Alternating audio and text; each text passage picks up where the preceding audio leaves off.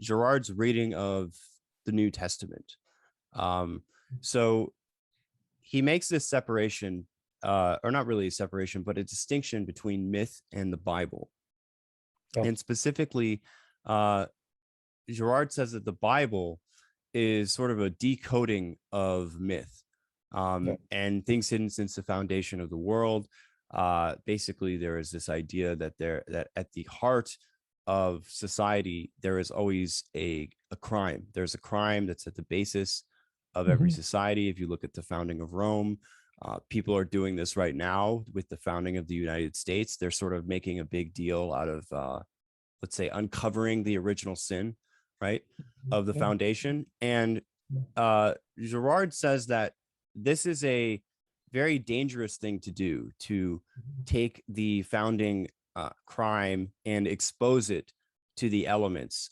He praises Plato, for example, in his Republic for making note of this, of the not only the relevance of the founding crime, but also the fact that it must be kept a secret.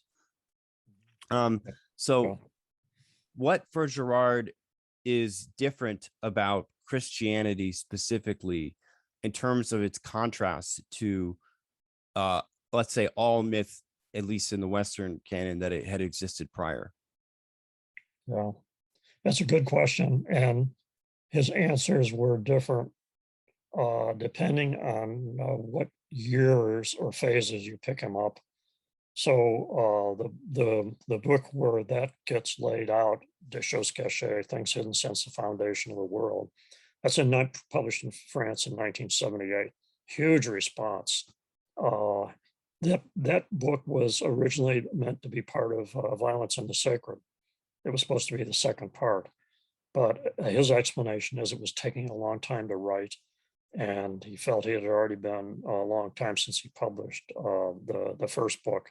And so he put it out there, and for him, the Violence and the Sacred was misread, often misread as an expose of religion. You know, that Girard had shown the human origin of religion, and this was very great for skeptics and agnostics. And so in the first phase, Girard is battling against that misinterpretation of his own work. So he says very strongly, Christianity is the unique revelation of myth, that it turns myth upside down. So if you're reading about Oedipus, we all agree Oedipus is guilty, and audiences wonder why is it taking him so long to understand what everybody else already knows, that he killed his father and married his mother. And for Girard, it's in the Bible that the accused are recognized as innocent of the crimes they're accused of in myth.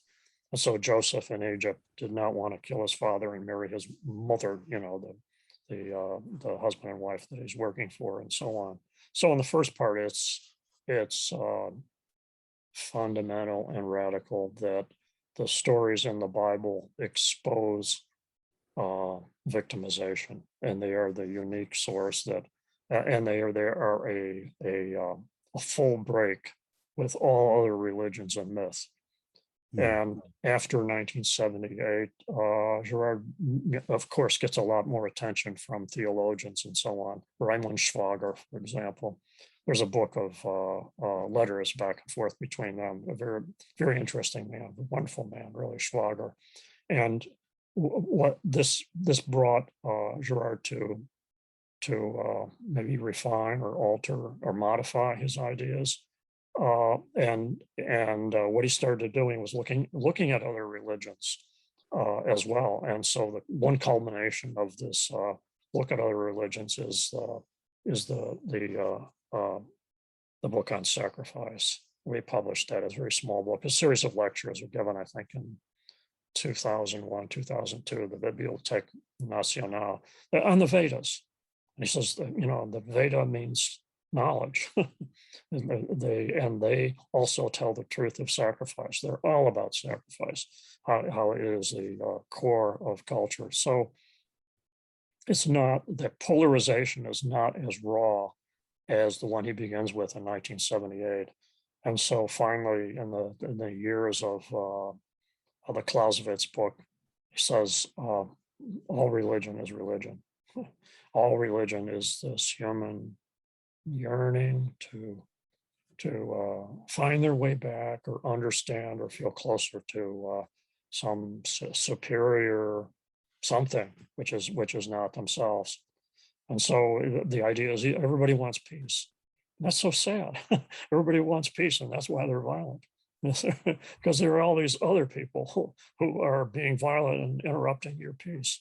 So that goes back even to the scapegoat mechanism, that the reason people are in a frenzy is terrible things are happening to them, and they want to find the cause. And the kind of mob moving around until it finds the cause.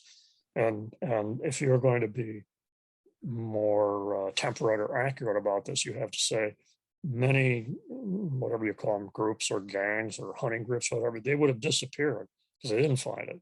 They would end up just killing each other off. And it's only the rare example where they ultimately agree on some one person for lots of false reasons who can be held responsible. And then they're at peace because they agree with each other. They found the person. So that's the myth. That's the basis of all these different myths that Girard says that the New Testament exposes. And there's also been discussions back and forth between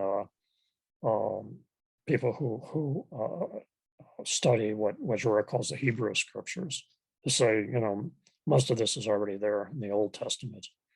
And so it's a process of moderation or modification on Girard's part, without ever giving up, finally, the idea that Christianity has a unique role to play in reconciling with victims, recognizing victimization. But it's a hard path.